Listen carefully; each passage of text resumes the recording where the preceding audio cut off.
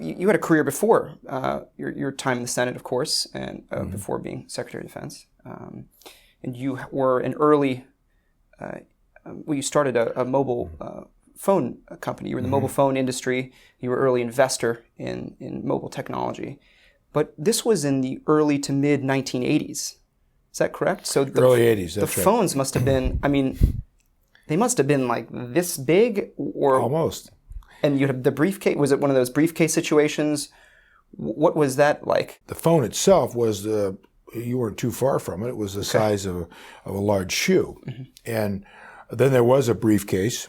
And I remember the engineers, I went to China, I would take the Motorola engineers with me to all over the world because I always believed that what I refer to as wireless telephony, which cellular is, for developing countries, that would be a spectacular addition where they had no infrastructure.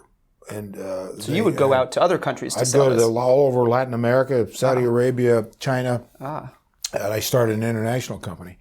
And Motorola engineers would go with me, and then they would demonstrate what this is. And we set up a cellular demonstration project in Costa Rica, in San Jose. So it was always fascinating. But I remember the engineers always saying, the big issue to get the size down will be the battery, because you need the battery. Now we know what cellular phones are.